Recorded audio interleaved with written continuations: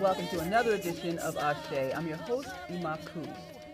I'll tell you something. A lot of you know I've been out here a long time, and I've come to find that there are people who are really about helping our people to move forward.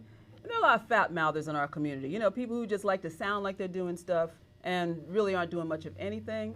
Well, you know, it's always a good thing when I'm able to present somebody to you who I know, well, everybody who I bring on the show really is about what they say they're about. But I am so very pleased to bring to you somebody I have the utmost respect for, and not just because he's been a longtime friend of my family. Brother Kermit Eady, who is the legendary co-founder of the Black United Fund, and who is now also the host of the Empowerment Hour with Kermit Eady and Brother Jason Bird that is heard on the internet.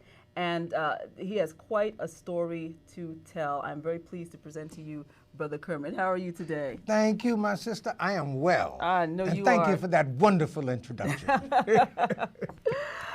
Well, now, here we sit, ready to talk about the Black United Fund after the Elliot Spitzer aftermath. Mm-hmm. And I'm kind of putting the cart before the horse here because many people in the community who are very much aware of the Black United Fund. In fact, when I mention that the Empowerment Hour with Kermit Eady is on Akeru Radio, and I also mentioned that you are a dear friend of the family, you know, people, especially brothers, are like, Kermit Eady, they run down your whole story, you know, and how much they are just so respectful of the work that you did with the Black United Fund, but they also are aware of the fact that it was dismantled by Elliot Spitzer. Can you break down for our audience what the Black United Fund is about? Well, the Black United Fund was, and let me give the mission statement, a mechanism or a vehicle to organize the human and financial resources of Black and minority people to participate in their growth, development, and empowerment. Mm-hmm. Now let's just break that down a little bit so everybody can understand it, because that's a mouthful. Mm-hmm. When we talk about organizing, you know, I think we all understand the need to do that. Mm-hmm. We must organize. That's a major problem of ours. Right. But when we talk about human and financial resources, let's do that from the perspective of college. Some of us have sent kids to college. Some of us will be sending kids to college. Some of us have gone to college. I mean, all of this. Well, when that happens, the financial resource leaves the household and it leaves the community. Mm-hmm. It's gone. Mm-hmm. Mm-hmm. It goes to the university. Loans, student loans, as I was sharing, you know, my nephew said to me yesterday he owed $35,000 and he thought his was cheap. That's a drop in the bucket compared to He said that's what he said. Mm-hmm. That's a drop in the bucket. But they still come out, the financial resource is gone. Now, when the child graduates and comes back, the child has got to work somewhere. Mm-hmm. So since we haven't built any businesses and institutions for our children to work, the child goes downtown and the child works in the public or the private sector. Mm-hmm. But they work for white America. Mm-hmm. Either way, it's white. Mm-hmm. The human resource is also gone from the community. You cannot build a community based on without finance and without human resource. You can't build it on volunteerism. True. You know, that's good. It has its place. Mm-hmm. But people got to eat. People have to have. So the human resource is gone. The financial resource is gone. So what Black United Fund says was, we will harness the human and financial resources. And of course, we harness the financial resources by breaking into the payroll deduction market. Mm-hmm. Okay, where prior to Black United Fund, only the United Way could participate. Now let's just give a few numbers, the potential for Black people. The potential for black people, we know that if we could average $1 a paycheck from the black workforce in this country, based on 52 weeks, we could raise $1,500,000,000 a year. We don't have to beg anybody. $1,500,000,000. Now everybody's doing it. The federal government raises over $3 million, and half of that comes from U.S. savings bonds, okay, which is voluntary. The rest is, of course, our taxes. Okay, $1. Nobody's going broke on $1. The welfare mom can even let $1 come out of her welfare check for her children's growth and development. So you were able to organize all of this. We organized that. We broke into payroll deductions market, cities, New York City, state, National Black United Fund under Walter Bremond. We sued the federal government, opened up the combined federal campaign, et cetera, et cetera. I mean, I can go on and on and on. We even managed back up. You sued the federal government for what? To open up what is called the Combined Federal Campaign. The Combined Federal Campaign is the largest, we call it campaign, it's a fundraising drive. It's the largest fundraising drive in the world, okay? Over $300 million a year is raised from federal employees all over the world because they're military bases, et cetera, et cetera. Now, prior to the Black United Fund doing this, the National Black United Fund, only the United Way, they were written into the United States government's policy that they were the only ones to participate in the combined federal campaign. So you sued for the right to for the right to go in. We won that in 1981 in Judge Barrington Parker's court. Okay, obviously when that opened up the combined federal campaign, it also opened up for other charities. Okay, right to work, right to left, like Negro College Fund. We can go on and on and on. 54 charities came in at the same time we did. Okay?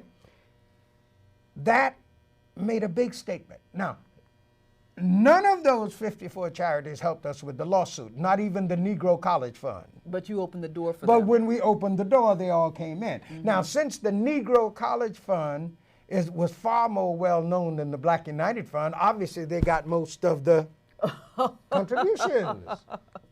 Logical, am I correct? All right. And of course, what the United Way did, they would then take the United Negro College Fund's name and put it right next to the Black United Fund's name. They did that not only in the federal government, but did it in New York City, they did it in New York State. Everywhere we go, the next name next to ours was the Negro College Fund. And then they formed an organization, the United Way did, called the Associated Black Charities. Oh, no. And they put that out there to say, well, I mean, after all, we have our own charity. They call me a segregationist. Even Dr. Kenneth Clark, the late Dr. Kenneth Clark, who we worked together, he wrote it in his report, which we of course have, that Kermit Eady was called a segregationist. Well, until he brought up the fact that Protestant welfare agencies, Catholic charities, are they segregationists? United Jewish Appeals, are they segregationists? Or only because black people are trying to be empowered are they segregationists? And if you read Dr. Clark's report, you know, he laid all this out. So anyway, that's what Black United, hey, we take the money, we build institutions, we employ our own people. When our kids come home from college, they got a place to go to work. And then we have power and can sit at the table as equals and help make policy in this country and around the world. So things were rolling. Things were rolling. It was being done. It was happening. It was happening. Not just in New York, but across the country. Okay, so then what happened? Well, when they really got angry, you know, we built over, so you know, we did over 400 units of affordable housing, gut rehab. You know, we did 2 tech centers like Kinko's, one in Harlem, one in Brooklyn. I mean, we were building all with black people's money. And therefore, we could say to black folks, if you didn't know anything else, you own a brick on this building. Your dollar bought a brick. And the pride that came along with that development, black people say, hey, we really can do something with our money. Now, as the Elliot Spitzers of the world and some of our black politicians like Charlie Rangel, when they began to see that, stop this black man. Because we didn't go to corporations and foundations for money. just to get ahead, so people will know, started with $8,000 and 25 years later, over $100 million in assets, and we didn't beg them. Well, they really got mad. When we did the radio station, 5 days after that station was announced by the owner who sold it to us, Elliot Spitzer was all over us. So you got to the point where you were starting your own radio station. We owned it. We already had it. Okay. And at that point, that's when Spitzer. That's right. Stepped in. We were starting on the air. And he was then Attorney General. He was then Attorney General. We going on the air starting Sunday morning with Frederick K.C. Price. That was our first thing on Sunday. Powerful lineup. And then we had a whole lot of other stuff. And on Monday, the preceding Monday, everything was in. All of the place was housed. All of the equipment, all of this stuff here was in. And the only thing left, the dish, which we paid $10,500 for, was coming up, which would go into the tower. Okay, man, that's when he came. Next thing we know, and there's a whole lot. We want this, then all of your documentation, all of your information, and of course, then we're gonna throw out your board, and so the public will know that all not-for-profits come under the Attorney General in your state. Now, you told me that an Attorney General has the right to. You guys, I just want to make it clear to our audience. You never charged with anything. Never charged, never even accused. But an Attorney General can, under a suspicious what they call suspicious, correct, can come in and completely dismantle an organization. That is correct. Which is what happened. That is correct. Okay. The Attorney General in your state can come in and say, we suspect or we heard. And then I never tell you who was the accuser. The only thing we ever know until this day, they told us that there was a how did they put it?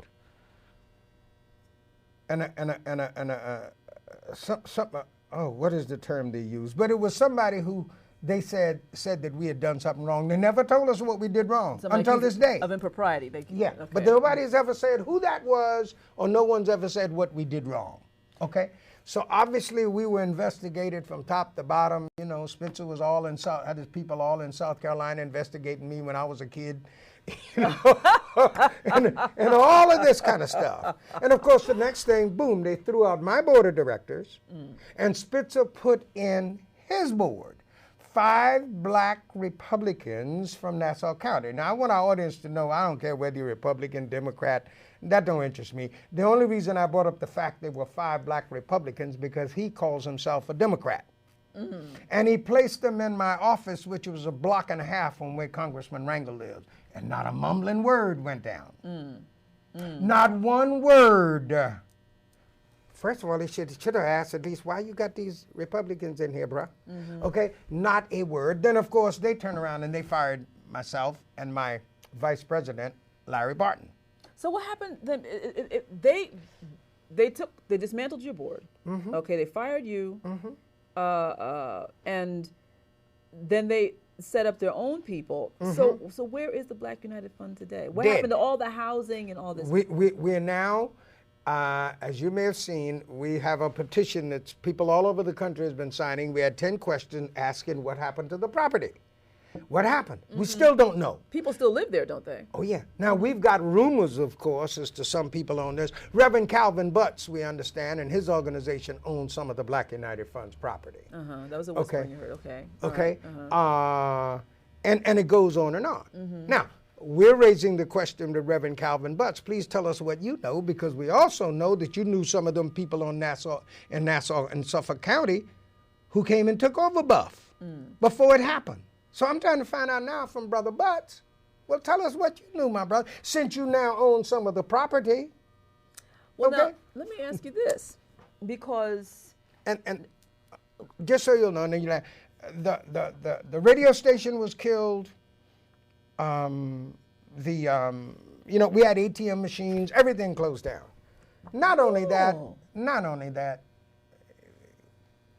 96 units, one development, 96 units of our apartments were the only ones you would find, it may have changed in the last 5 years, and where we had fiber optics running in the building, and we were already in negotiation with Verizon. They'll tell you this. They become the ISP for all of Uptown. And we still didn't beg them. That's what the problem was. 96, that stuff is still in those apartments. Nobody did a thing with it. We were setting up already so the kids could, the kids in the building could learn online. They had a program. We were talking to City College. We were doing other things. We're going to do home-based businesses, et cetera, et cetera, et cetera. All of that was being done. The equipment is in 96 units on 130, you may know where it is, 137th Street, where the Mother Zion Church is. We did that block on the south side. All of that's there. And they killed it all and never said a word.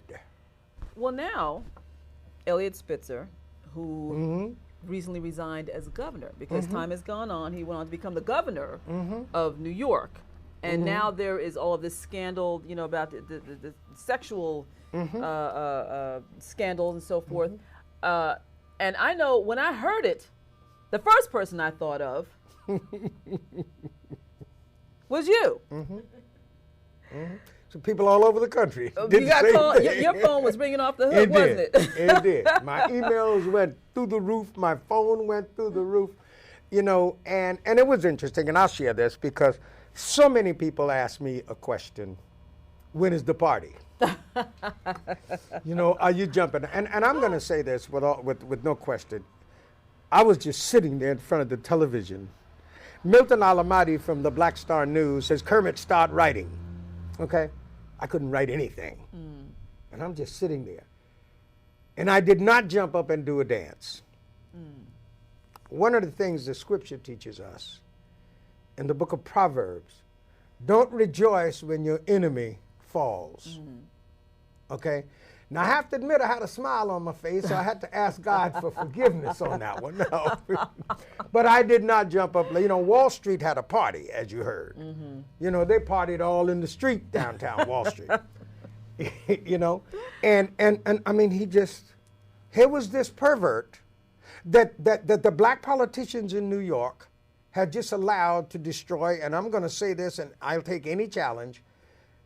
In my opinion, the only established organization that could lead to the liberation and growth and development of black people in this country. It was our money, and we were building it. It was no longer a theory.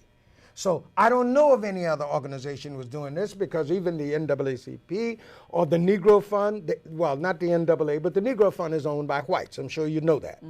That board is a white board. Our audience probably didn't know that. Yeah, yes. okay. I mean, a few blacks. So we were the only ones out there. NAACP, not knocking them, but wow, a lot of their money comes from whites. They got into the combined federal campaign too because of the work of the Black United Fund.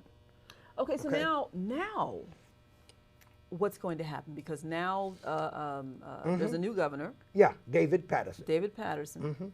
And I would think that offers some hope for the rekindling. There's no question. We'll be meeting with Governor Patterson very soon, because our request is, without a doubt, you're going to have to reinstate the Black United Fund. Okay? He already knows that. Are you interested in being the leader then for it? I don't know, but we're going to reestablish it. Okay? We're going to sit with him and do that. Because Black United Fund was totally illegally destroyed. Okay? Just gone.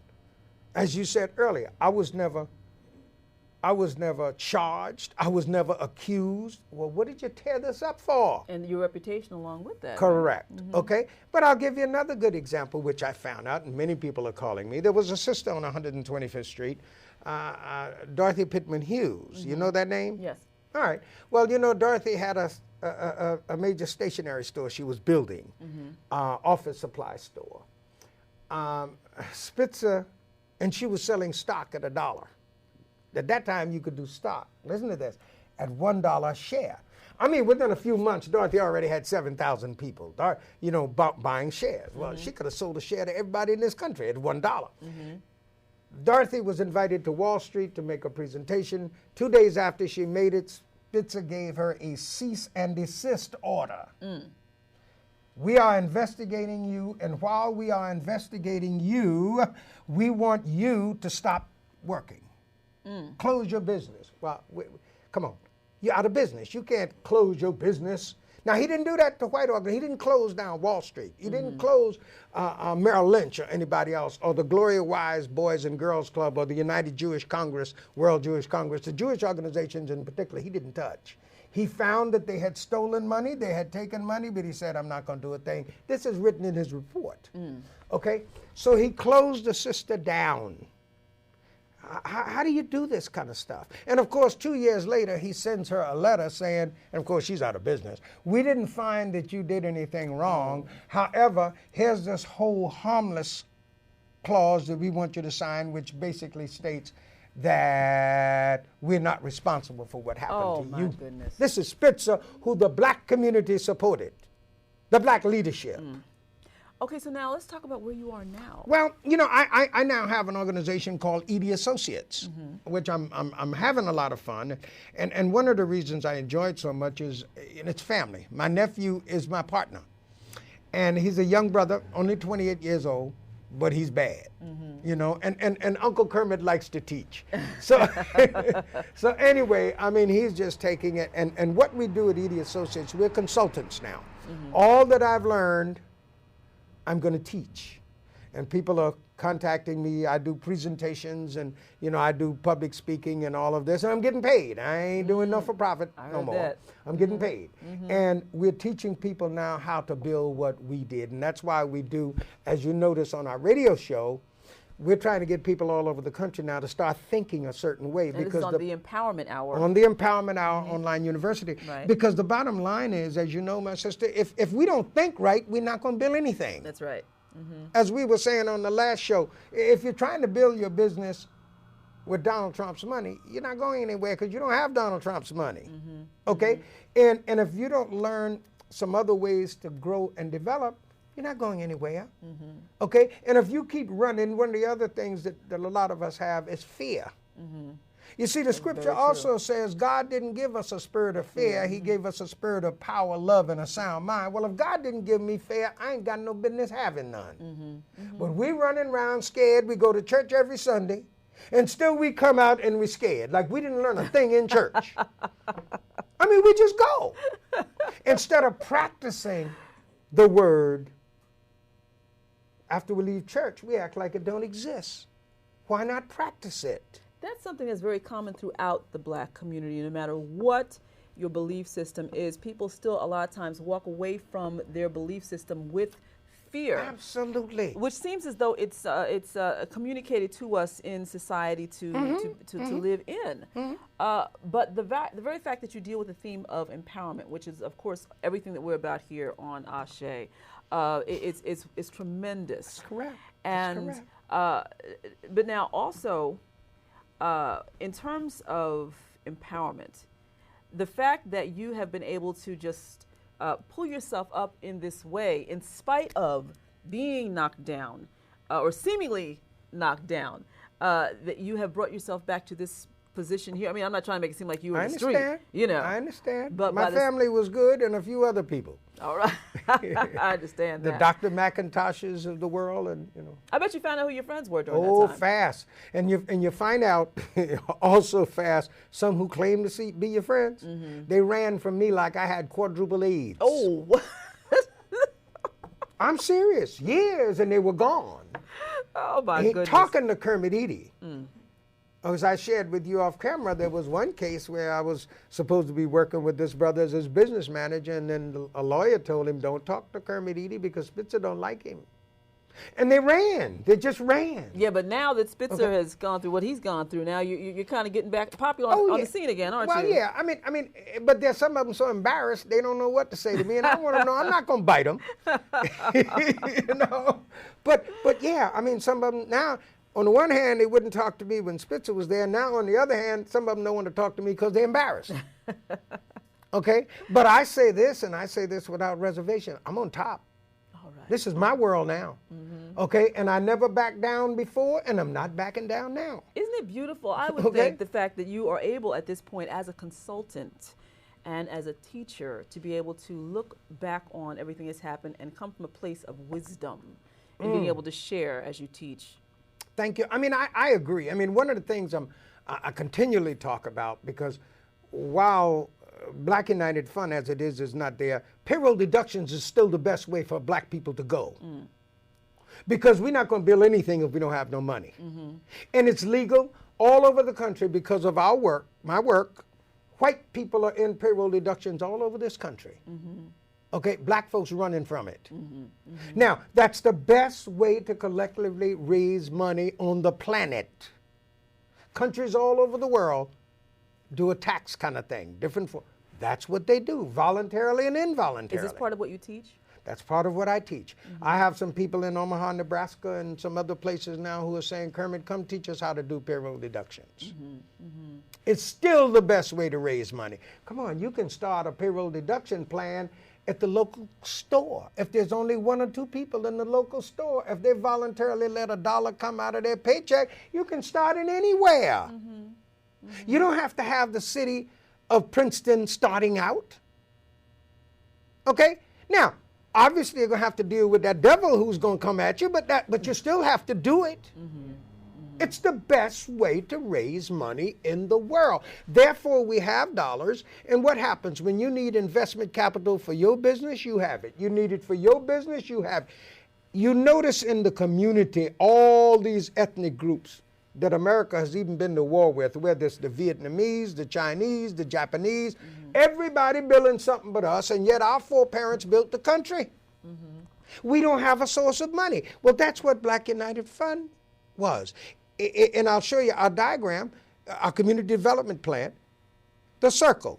Black United Fund sits here and everything else is around it. And you see the arrows going in and out. What are we saying? We funding your program, you take you and your staff and y'all giving money back. So you're the sun and the rays come out. Okay. Simple. You don't have to be Einstein to understand this. Okay. And yet we got our black leadership that is still running around here not making a thing happen. This is sad stuff. But we're going to continue to make it happen. Because see, what Spitzer and the Charlie Rangels of the world thought, or they wanted me to die. I was supposed to be dead. You know, the high blood pressure and all of this was supposed to kill me. But they don't know I got a God. All right. Okay, that I believe in. And what I say to God was the same thing when people used to tell me to watch my back, Bill and Buck. That's God's job. That ain't mine. I can't watch my back and my front too. In fact, I can't watch none of it. That's his job, and he's at work.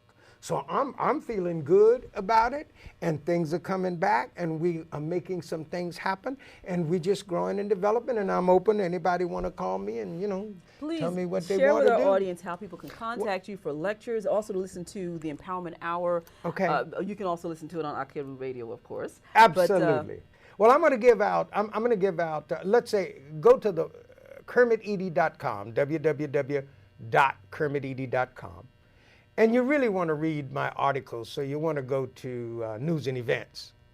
All of the articles I've written, Dr. McIntosh, Larry Barton, many others, about all of this. And then you want info, I-N-F-O, at KermitEady.com. And if you want to call me, just call at 917-642-1878. That's 917-642-1878. Give me a call. I'll call you back. But, you know, just make sure you're ready. Don't,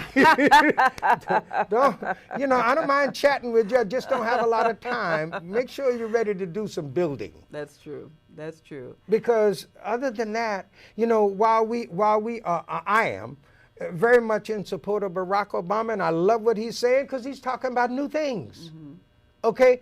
We have got to do our part. We can't just sit there and wait for him, if he becomes president, to change everything. We got to do some changes. That's it. It's about rolling up your sleeves and getting involved. Right. The Empowerment Hour is heard on Saturdays? On Saturday, Empowerment Hour, Saturdays at 6. Now, folks, write this down. It'll take a little bit, but if you go to that website, you can find it as well. That is